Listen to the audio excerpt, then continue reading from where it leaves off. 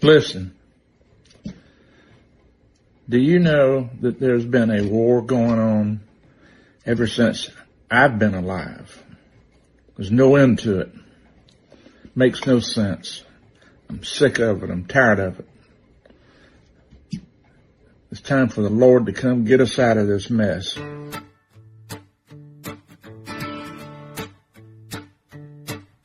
I bought a map yesterday. The roads were folded inside out. A pigeon wore a necktie, selling silence by the pound. The elevator hummed in Latin. Every button smelled like rain. Someone filed a complaint because the moon arrived too sane. A librarian was juggling clocks while fish applauded from the sky.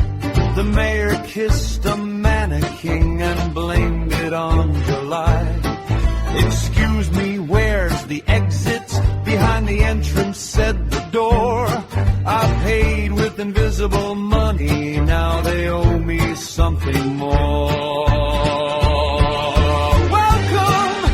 Welcome to the Department of Unfinished Thursdays. Take a number, lose your name. Everybody dances differently, exactly the same.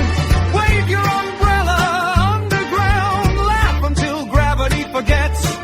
The orchestra is made of mirrors, playing songs that haven't happened yet.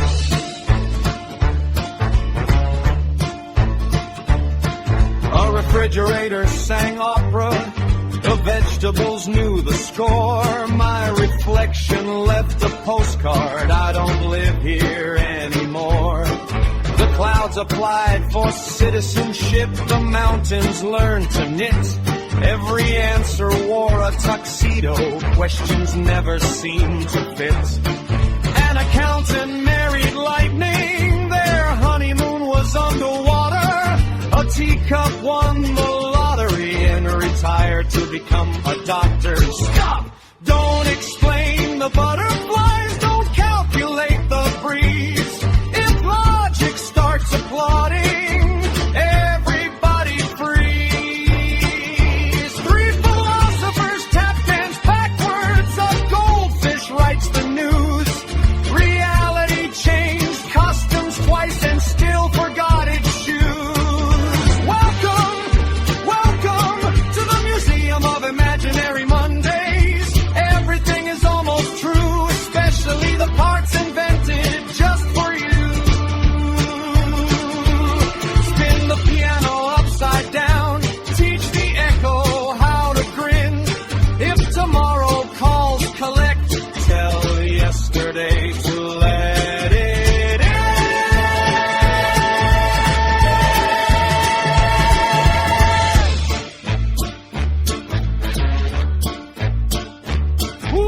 Stole the alphabet.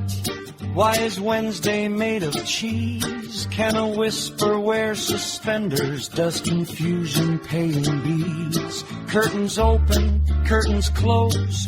Nobody remembers who composed. The audience applauds the ceiling bows to every chair. The spotlight thanks the darkness and disappears into the air.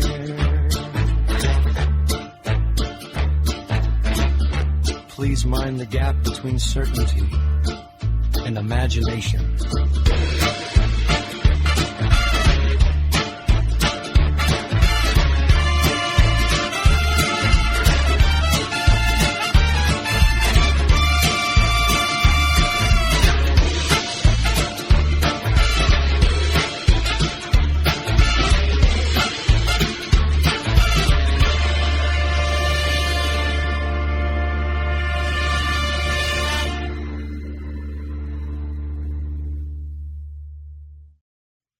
Mr. Leahy, go ahead, please. Thank you, Mr. Chair, and members of the committee for inviting me to testify today.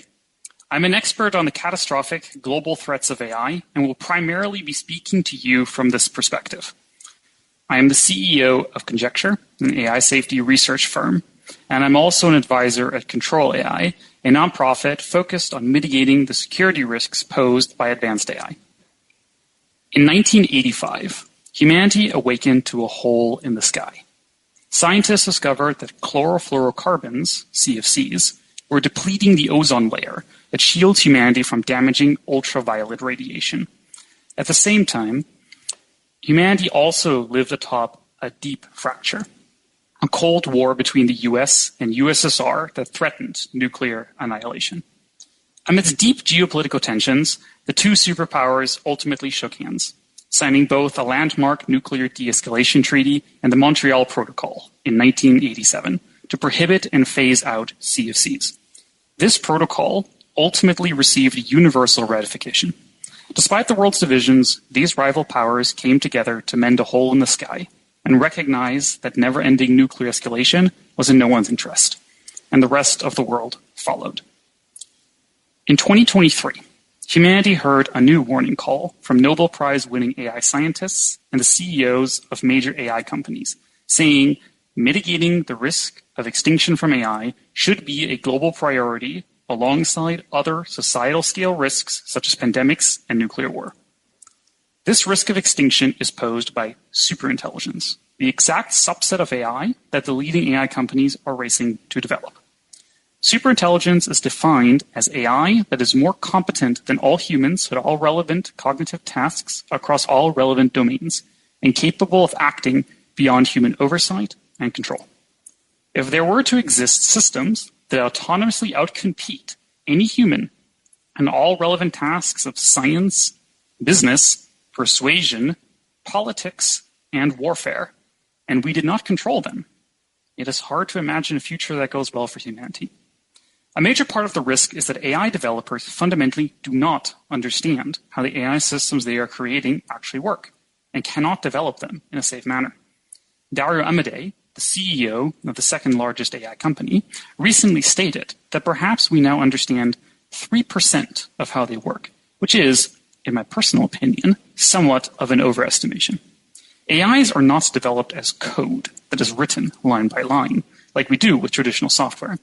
Instead, researchers are essentially growing AI models by feeding them vast amounts of data and training them using enormous computing power to produce what is called a neural network, rather than a set of lines of computer code. Unfortunately, the current AI development paradigm does not allow the safety by design approaches that we use for other advanced, highly risky technologies. We would not, for example, build nuclear power plants if we did not know how to control nuclear reactions. Technical control methods are lagging drastically behind the advancement in AI systems capabilities.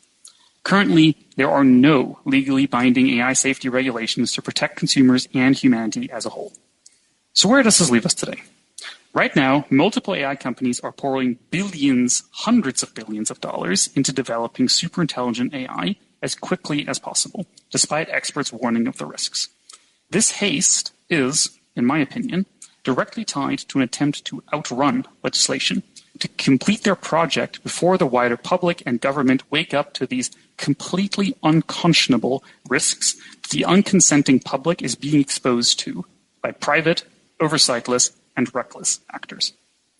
Recently, AI companies have been racing to automate AI research itself, allowing AIs to build even better AIs by themselves, in order to reach superintelligence more quickly. This process is called recursive self-improvement, meaning that the moment an AI is built that is good enough to make better AIs, it might already be too late. Leading scientists now estimate that superintelligence could be developed by 2030, or potentially even sooner. In the face of this pressing threat from superintelligence, I'd like to offer the committee 3 recommendations for how Canada can respond now. 1. The Canadian government should publicly recognize superintelligence as a national and global security threat, which poses an extinction risk to humanity. 2. Canada should begin negotiating an international agreement to prohibit the development of superintelligence, given that there is no scientific consensus that it can be developed in a way that does not threaten humanity with extinction. The agreement should also restrict and monitor superintelligence precursors, such as recursive self-improvement. 3. Canada should prevent the development of artificial superintelligence on its soil, as superintelligence would be capable of overpowering individuals, companies, and even Canada's national security apparatus. Thank you. Now I'd be happy to take any questions you may have. Every country on earth is in debt The United States owes $38 trillion.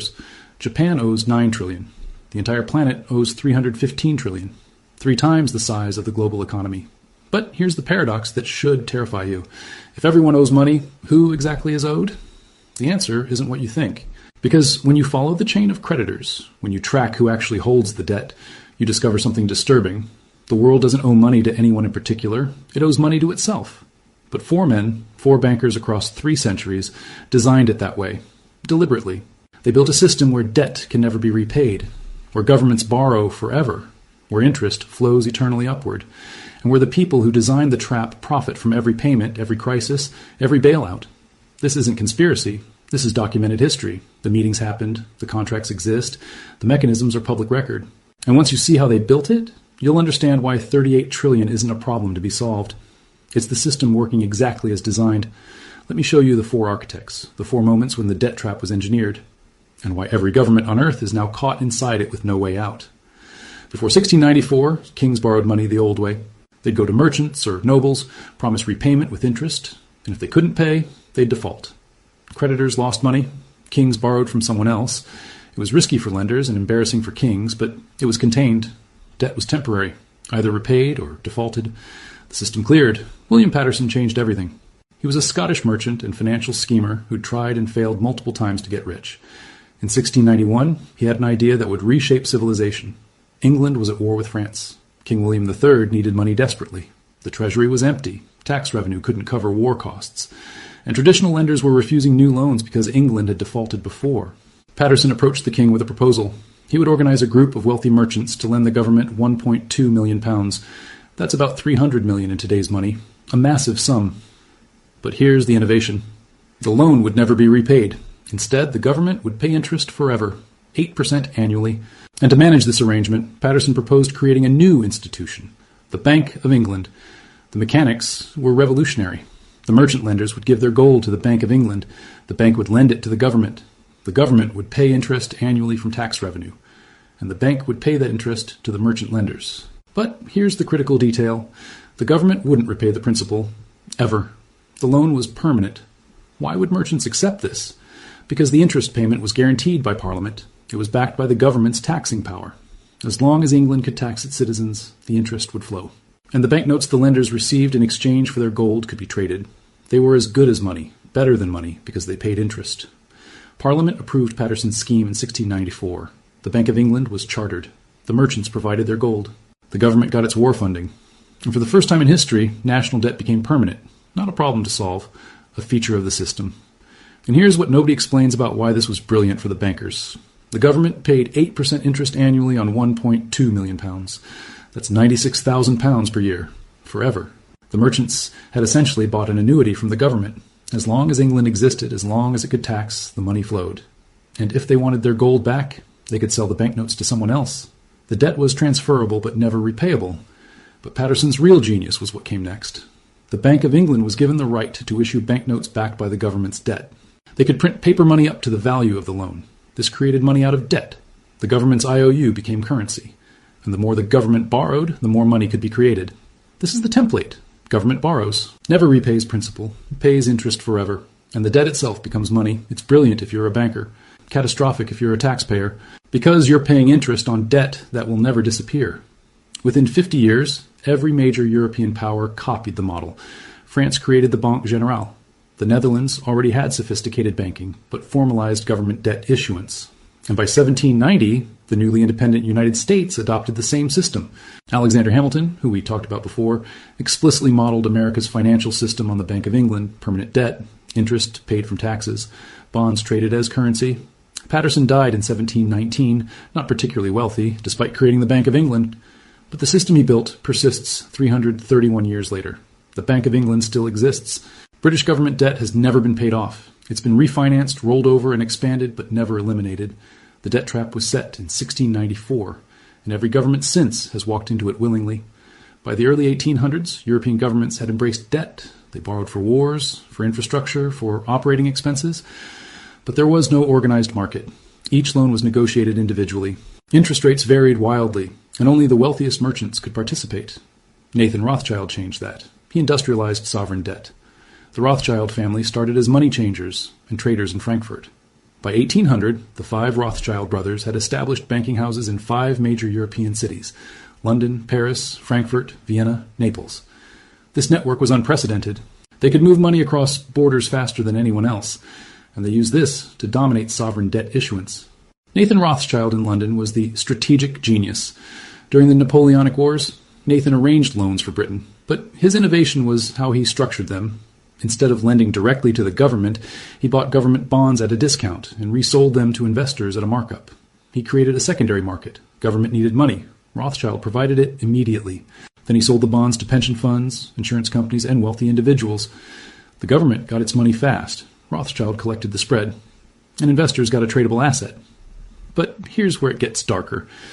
Rothschild didn't just finance governments. He positioned himself so governments had no choice but to use him.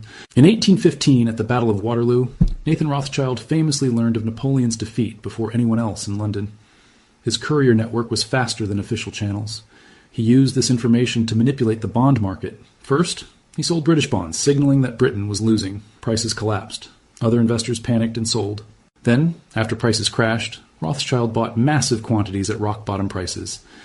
When news of British victory arrived the next day, bond prices surged. Rothschild made millions, not from insider trading as we'd call it today, but from controlling information and market timing.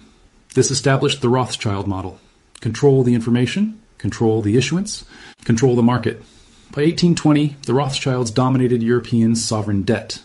If a government needed to borrow, they went through the Rothschilds, because the Rothschilds controlled the investor network. They had the distribution, and they set the terms.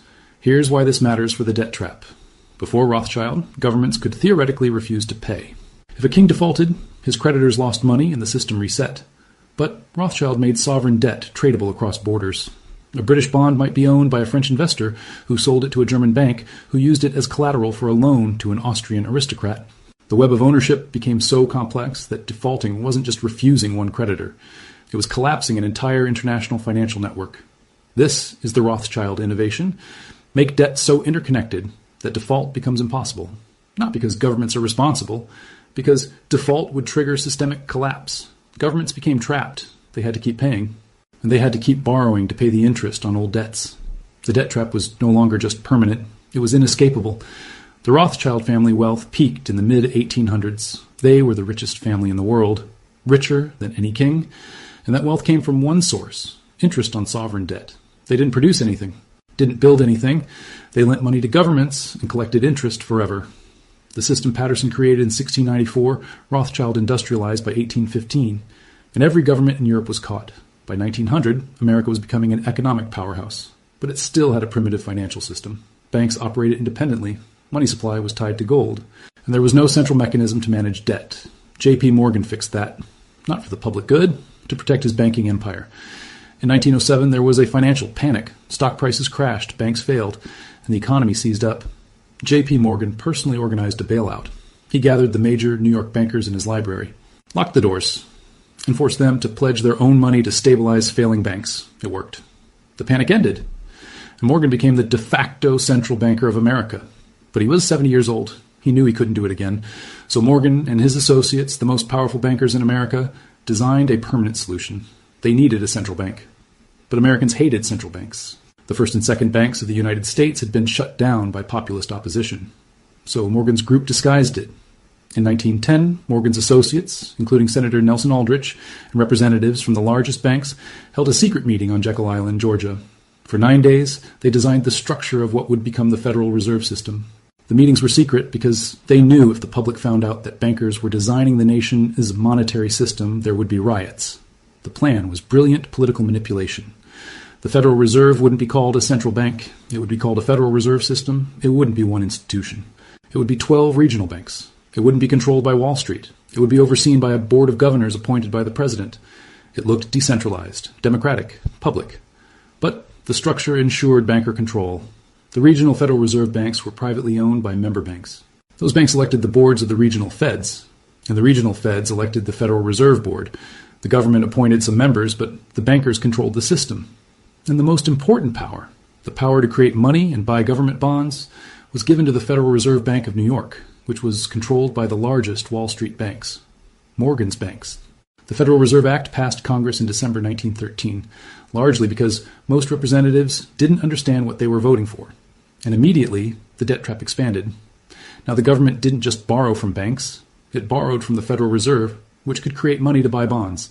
Unlimited demand for government debt. Here's why this matters.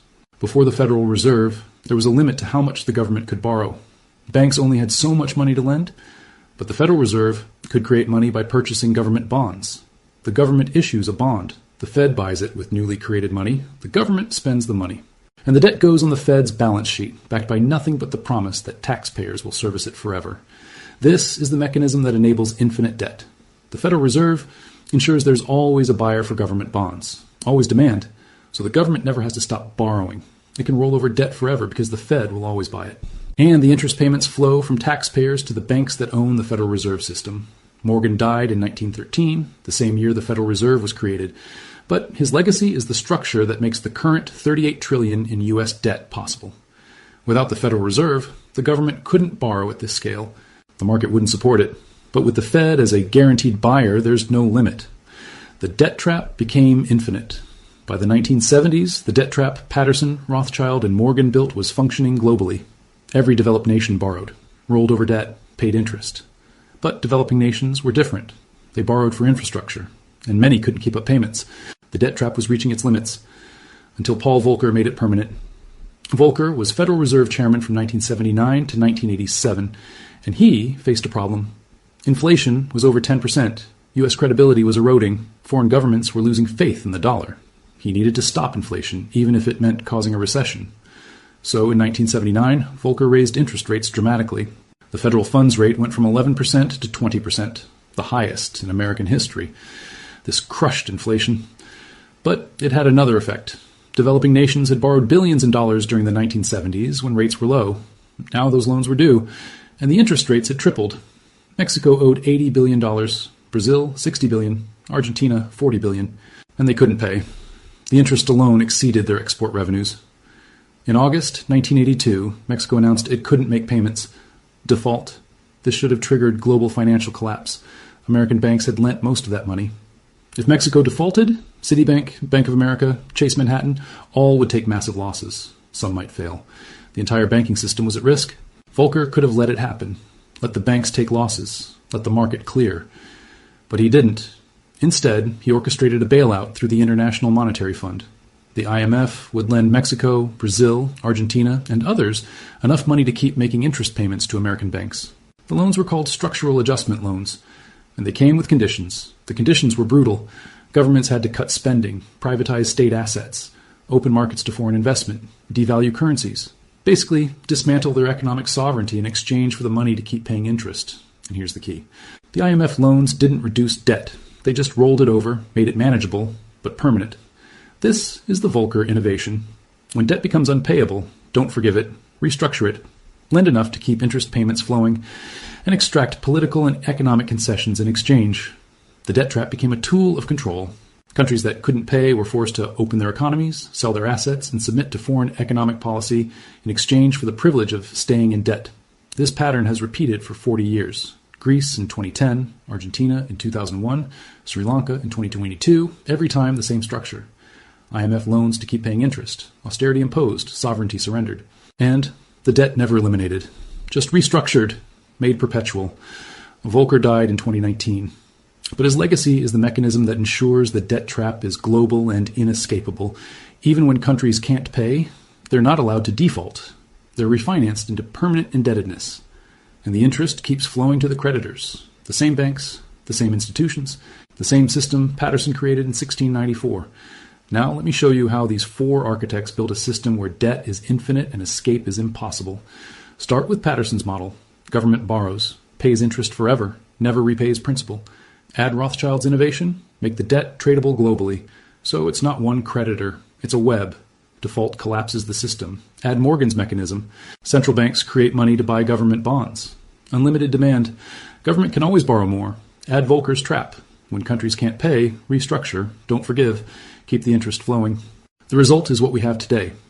$315 trillion in global debt. Government debt, corporate debt, household debt. None of it will ever be repaid. All of it pays interest. And all of it is connected through the financial system. So default anywhere threatens collapse everywhere. Here's the specific mechanism. The U.S. government issues $38 trillion in debt. Who owns it? About $20 trillion is owned by the American public.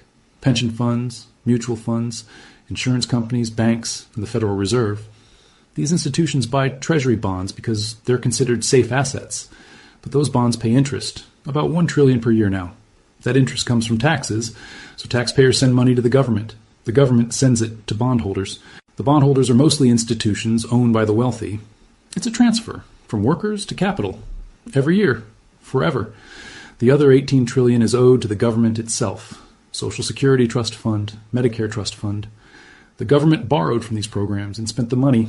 Now it owes itself. But ultimately, taxpayers owe. Because when Social Security needs to redeem those bonds, the government has to raise taxes or borrow more to pay. It's a shell game. But the interest flows regardless. Now scale it globally. Japan owes $9 trillion, mostly to Japanese institutions and the Bank of Japan. Europe owes $14 trillion, mostly to European banks and the ECB. China owes significant domestic debt held by state banks. Every country is running the same system, and they're all interconnected. Japan holds U.S. treasuries. The U.S. holds European bonds through the IMF. Europe holds developing nation debt through the World Bank. It's circular. Everyone owes everyone. And the interest flows upward to the institutions that manage the debt. Here's why this can never end. If the U.S. paid off its $38 trillion, the money supply would collapse. Because dollars are created when the government borrows, if it paid off the debt, those dollars would disappear. Deflation, depression, economic collapse. So the government can never pay it off. It has to keep borrowing, keep rolling it over, and keep paying interest. The same is true globally.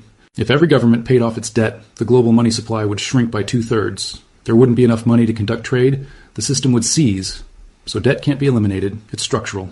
Necessary. By design. And here's who profits. The institutions that hold the debt. BlackRock, Vanguard, State Street, Fidelity. These asset managers control tens of trillions. They buy government bonds with other people's money. Pension funds, retirement accounts, insurance premiums. And they collect the interest. About $1 trillion per year from U.S. debt alone. Plus interest from Japan, Europe, everywhere. That trillion per year in interest payments flows from taxpayers to bondholders. It's the largest wealth transfer in history. Continuous, structural, and invisible to most people. Because it's not called a tax, it's called debt service. But it's the same mechanism. Workers pay, institutions collect, and the debt never decreases. Now, here's the final piece. The four architects didn't conspire together. They lived in different centuries, but they each solved a problem in a way that benefited bankers, and each solution built on the previous one. Patterson made debt permanent in 1694, Rothschild made it global in 1815, Morgan made it infinite in 1913, Volcker made it inescapable in 1982. Together, they built a system where governments borrow forever and pay interest eternally, and the people who control the bonds, who manage the debt, who collect the interest, they're the ultimate beneficiaries. Not governments, not taxpayers, the financial institutions. And here's the final truth. $38 trillion isn't a crisis for them. It's a business model. Every dollar of debt is an asset on someone's balance sheet. It pays interest. It provides collateral for more borrowing. And as long as confidence holds, as long as people believe the government will pay interest even if it never repays principal, the system functions. The debt trap is complete. An escape isn't possible, not without collapsing the entire financial system. 4 architects, 3 centuries, 1 system. And everyone on Earth is now caught inside it. If this changed how you see government debt, if you finally understand that $38 trillion is not an accident or a mistake, but a system working exactly as designed, then you're starting to see how power actually works. So I just got off the phone with a super yacht builder. And Ukrainian officials and their families have orders booked out for the next 4 years. Hundreds of millions of dollars, super yachts, all from one country. Meanwhile, Western taxpayers in Canada, in the UK, in Europe, in America, in Australia, we're funding this. Our tax dollars are buying super yachts for Ukrainian oligarchs while they tell us it's a legitimate war.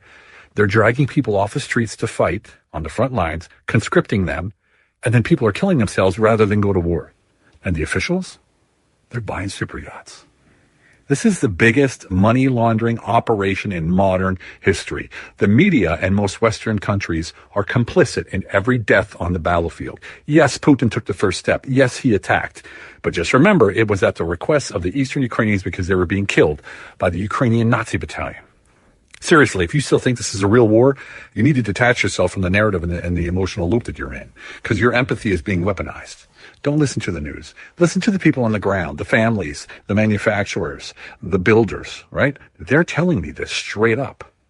And for all the trolls and pro-Ukrainian EU accounts out there on X, put a pin in your propaganda. It's sickening, and one day you will be outed. And for my American brothers and sisters, write your representatives today and tell them no more money for Ukraine. This needs to end. Super yachts. Are you kidding me? Well, I guess we know the only people accountable for anything are us. We're accountable for everything. But nobody else. No. Hundreds of thousands of people die. Nobody accountable. It's kind of like they want us broke, sick, dumb, confused, divided. And when a society is like that, you can't fight back. You're not empowered. We don't even know what's in our food. We don't even know what's in these shots. We're just going along to get along. And the name of the game is control. And if you've controlled people and they're completely ignorant to what's going on around them, it's a lot easier to control them. There's an unprecedented threat that we just found by accident. They were repairing a dam at Big Creek Lake. That is a 3,600 acre lake, a reservoir that holds about 17 billion gallons of drinking water. It is the main source of drinking water for Mobile, Alabama. And they found an explosive device just under the water line, accidentally. We don't have much more information than that, other than things are looking like they might get really serious. These wildfires, guys, these are all being started on purpose. They're going on all around the world. They're spraying chemicals and then lighting these places on fire. That's going to cause shortages. They're going to blame climate change. Then they're going to introduce rations. And to be able to access rations, you're going to need, guess what? You're going to need to sign up with digital ID.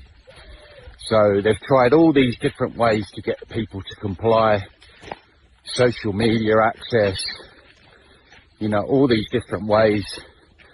So they're getting more and more desperate, and this is going to be the way they're going to try and shoehorn people into it. They're going to try and make people desperate, and therefore that will encourage people to comply. Just in case people haven't worked this out yet, this is not climate change. Climate change is a complete scam. The climate's always changing. This is being done on purpose. Do you guys remember this message to the unvaxxed from a couple years ago? This just came up in my feed. I wanted to share it. That message to you, the unvaccinated. Even if I were pollinated and fully vaccinated, I would admire the unvaccinated for withstanding the greatest pressure I've ever seen. From partners, parents, children, friends, colleagues, and even doctors. People who are capable of such personality, courage, and critical ability are undoubtedly the best part of humanity. They are everywhere, in all ages, levels of education, states, and ideas. They are of a special kind. They are the soldiers that every army of light wants to have in its ranks. They are the parent that every child wants to have, and the children that every parent dreams of having. They are beings above the average of their societies. They are the essence of the people who have, built all cultures and conquered horizons. They are there, next to you. They look normal, but they are superheroes. They did what others could not. They were the tree that withstood the hurricane of insults, discrimination, and social exclusion. And they did it because they thought they were alone. And they believed that, they were the only ones. Banned from their families' tables at Christmas, they never saw anything so cruel. They lost their jobs, let their careers sink, had no more money, but they didn't care. They suffered immeasurable discrimination, denunciation, betrayal, and humiliation, but they kept on going. Never before in humanity has there been such a casting. Now, we all know who are the best on the planet Earth. Men, women, young, old, rich, poor, of all races or religions, the unvaccinated, the chosen of the invisible ark, the only ones who managed to resist when everything collapsed. That's you. You passed an unimaginable test that many of the toughest Marines, commandos, Green Berets, astronauts, and even geniuses could not withstand. You are made of the stuff of the greatest who ever lived. Those heroes born among ordinary men who glow in the dark. Remember, you're the voice, and it's time to make it count. Hey, I don't know who needs to hear this, so make sure you send this message to those that need to get it. The pandemic was fake. Fauci lied. You took an experimental drug, and now you must go to sleep every single night wondering what's in your body. Good job. Yo, I've lived through the end of the world so many times. At this point, when they announce another end of the world scenario, I don't even put my shoes on. At this point, I'm convinced the apocalypse is just running late. I mean, first the ozone layer was disappearing and we were all going to burn. Then climate change was going to start a new ice age. No, wait. It's going to burn us all off the planet with CO2. I2K was going to crash the entire computer planet. Acid rain was going to wipe us off the face of the earth. At some point, killer bees were coming. I'm pretty sure there was a meteor scare in there somewhere. Then the Mayan calendar ran out of pages and everybody lost their minds. Then every news channel discovered a new something that was going to end the world by Thursday. I've survived enough once-in-a-lifetime events to qualify for a punch card. One more and I get a free sandwich. What really changed it for me was realizing that every generation before us had to deal with one apocalypse. But we get a subscription service. At this point, if the sky splits open and a fiery meteor appears, I'm thinking, well, that's going to make traffic horrible.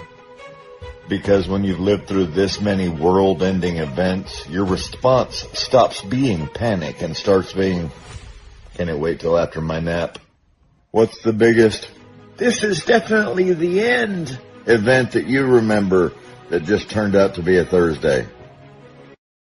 Everyone is always talking about CERN, but have you heard of Final Spark, which is also in Switzerland? Last year, I made a video about an article from 2013 stating that they were using living human brain cells to power the smart grid.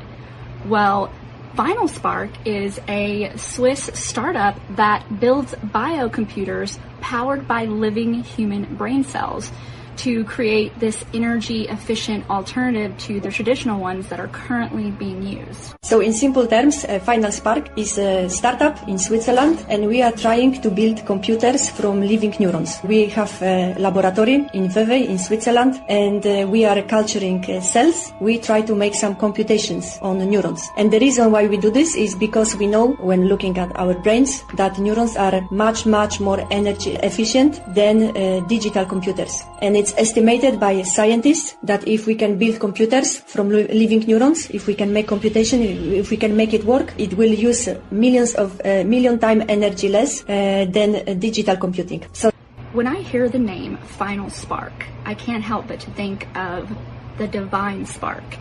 And if you read certain ancient texts, like the Gnostic secret book of John, you see that the divine spark is essentially what was breathed into Adam to make him stand and have life.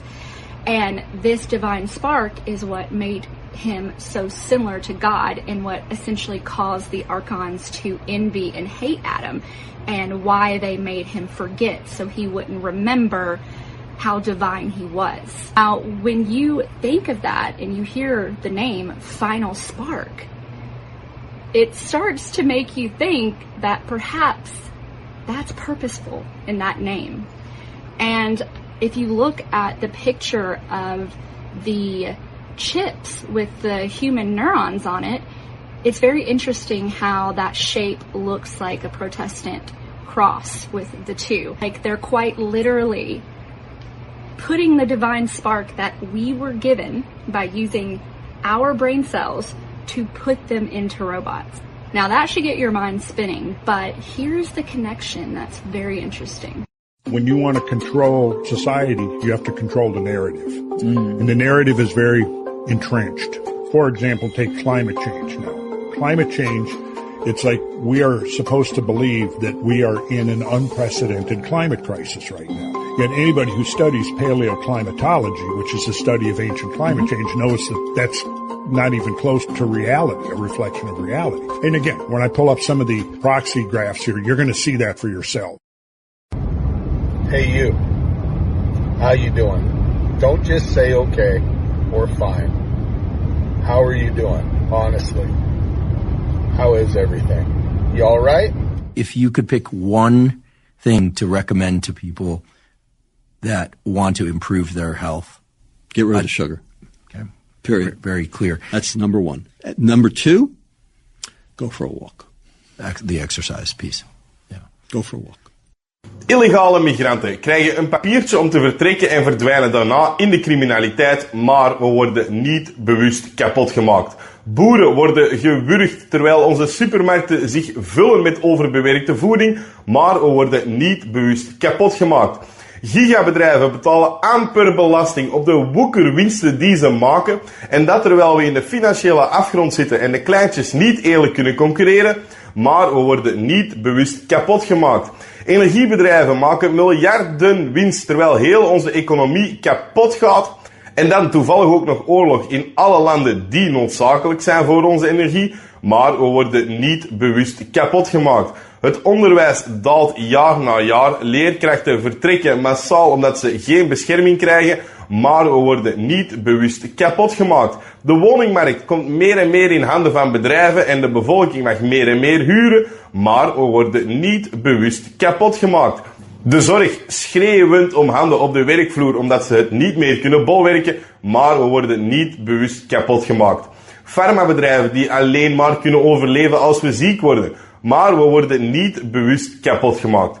Voor sommige mensen is het nog altijd gewoon genoeg om te zeggen dat het moeilijke tijden zijn. Sommigen zijn zo blind om te zien dat moeilijke tijden niet bestaan, maar wel worden gecreëerd door zwak leiderschap dat is verloren in hebzucht. Nu, als jullie er nog hebben, laat ze zeker weten in de comments.